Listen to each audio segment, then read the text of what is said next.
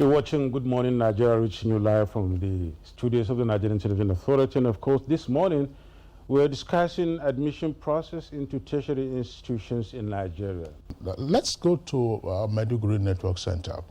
Professor Babagana Gutti, who was Dean of Engineering at the University of Maiduguri and also a member of the admissions committee. Now, just walk us through the admission process at the University of Maiduguri.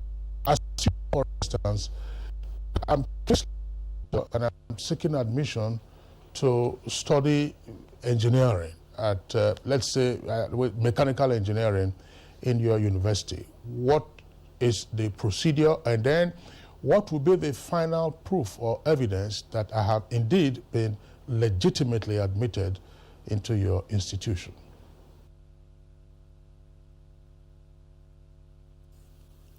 Thank you very much for this question. My colleague has started from the giving you some ideas on how the process is. Yes, let me commend JAM for that. All the admission process is being done on CAPS. Now, what maybe the JAM registrar did not explain because of bandwidth issues is that every university has its own catchment area. You are saying, yeah, Kingsley, maybe you are from the south or southeast. For example, the catchment area for University of Maiduguri is northeast. Northeastern state, the 6 northeastern state, Bauchi, Gombe, Taraba, Yobe, Borno, Adamawa. So these ones, and the way JAM did okay, it's not even JAM, actually it's from the federal government, Council of States. Most federal universities have their catchment areas, but JAM will admit 45% of these candidates that apply into a particular program, 45% of them. For example, if there are 100, first 45 merit. Let them come from one local government. As far as they have scored and they are the first 45, you have to give them all admissions from one family. That is merit. Then there is another 35% that is left for the catchment area. Now, the catchment area will be those 6 states for University of Maiduguri, and every other university has its own catchment. Like, he was saying there are other universities like state universities and even other universities that have their own formulas, which is a little bit different from that of the federal universities. So it will be a little bit different. The formula, I think, the German we have catchment 35%, then 20 is left for educationally less developed states. There are all the states in the north, they are termed educationally less developed. All the states in the southwest, they are educationally developed. Then Ebonyi, Rivers and Cross River, and Bayelsa, they are part of the educationally less developed states. So you will now give them 20% of your admission quota. So that is how we determine the admission quota. So if you are coming from these educationally developed states, you can only get admission in UNIMED when you are in the first 45%. That is the merit quota. So once you don't have that merit quota, then automatically you are not going to get admission in University of Maiduguri. But sometimes, because of the position we are, many in the south may not want to come. So if we don't have somebody from Bayelsa, we can go below and say we are going to give anybody that comes from Bayelsa or Osun admission, just to at least have a presence of some of these states, because some of these states may not want to come over. And that is the procedure. So in every university, the procedure is the same. Is that the Senate always determines the courses, the O-level requirements for every subject, every course. So once the Senate determines, we forward it to JAM. Custodian, they are enforcers. They will make sure what we have decided is enforced. These things just enforced actually is either from the federal government or from the universities. So that is the procedure. So once they enforce it on CAPS, it's easy for us to see on CAPS the candidates that have applied for into every program. Then we now recommend to JAM from CAPS, and JAM will now look at it. Of course, yes, the system has already narrowed it down. It's very difficult for you to even do the wrong thing. Then JAM will now approve, and once it's approved, then you as an individual can go into your CAPS and check that, yes, my admission has been approved.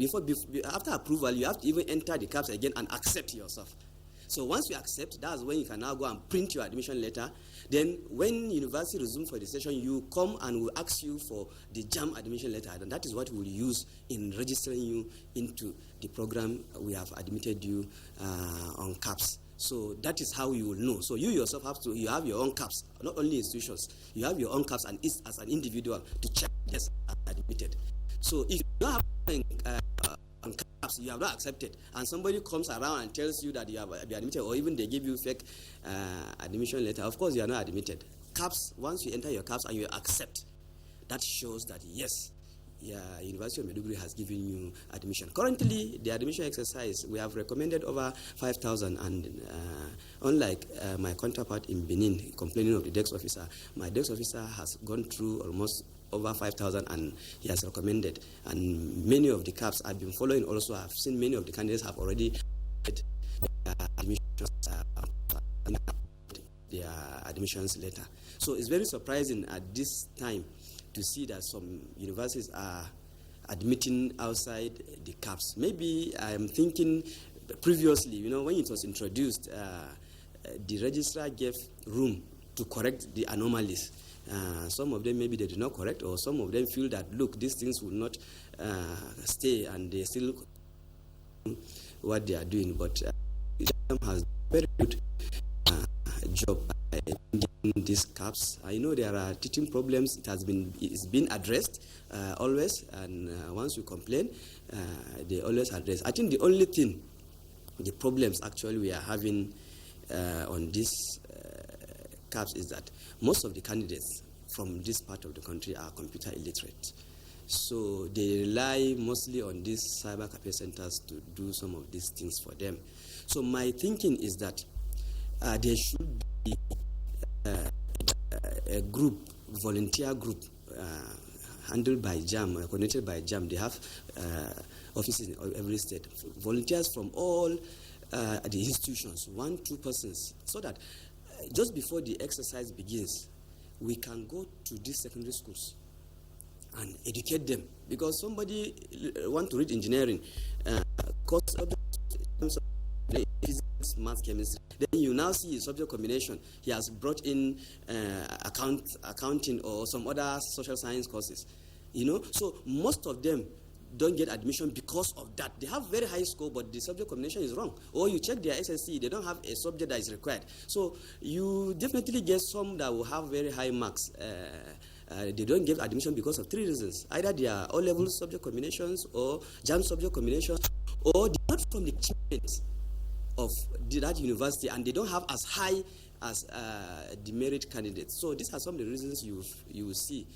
But once somebody is merited, JAM will not allow you to jump him and pick somebody. Automatically, you must accept him and give him admission. So so far so good. In the previous year, University of Maiduguri won the best university for following admission processes. Last year we did not win because I think the other institutions are coming. I'm sure they are happy with best also. So I'm sure some of these anomalies, maybe they are just 1-2, but I'm very have accepted CAPS and are happy with what CAPS is doing. All right. Professor Babagana Gutti, thank you very much there for your very lucid explanation. And Nadabo, it's quite interesting that, yes, while he mentions a certain constraint amongst potential candidates seeking admission into universities, is also proffering a solution. So look, if there are ICT deficiencies among the candidates, how do we bridge that gap? It's not just a task for JAM, I believe. It's also a task for various NGOs. It's also a task for various state ministries of education, and to say, look, this is a deficiency that we have found in our candidates. How do we bridge the gap? We'll come back to you later in the course of the conversation, and more particularly also what he explained, that to say that it's still the old order. It is JAM that issues the letter of admission. Yep. That's to say, offer of admission comes from JAM. So not, yes, of course, it's on the basis of, but the offer of admission is issued as a letter by JAM and not by individual universities. Is that correct, Professor Gutti, I believe?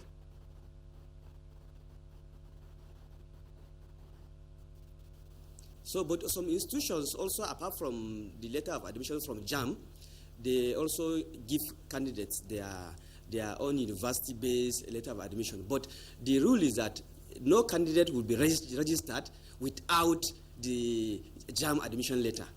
And no candidate will be registered without the printout of the JAM results. And this is what we do in our institution. So you must bring your JAM admission letter, you must bring the printout of your results, then we will also issue you on university admission letter. But it is from what you have brought to us from JAM that will make us give you that admission letter. And to add to that, you know, universities that go outside CAPS, they put the students at risk, because when you go to NYSC, they will ask for, they only admit candidates that are matriculated. So if you don't admit in CAPS, the candidate will not be allowed to do NYSC. So these are some of those things that I think the institutions that are doing outside CAPS should know.